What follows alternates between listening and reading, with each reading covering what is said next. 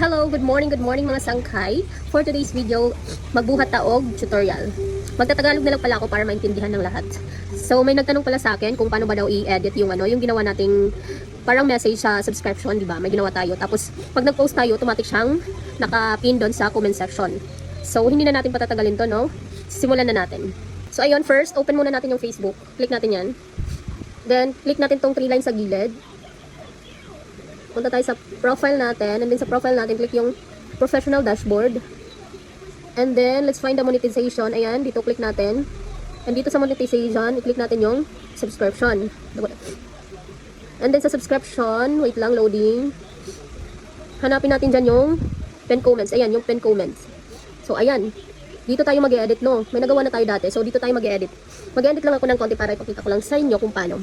So, ayan. Dito, example, maglalagay lang ako ng space. Ayan. Space. Alabas na preview. And then, click lang natin to.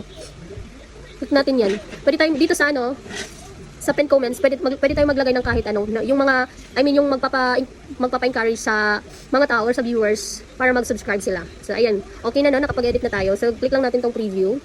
And then, click natin yung publish. So, ayun, okay na siya. Na-edit na siya. Ganun lang po siya kadali.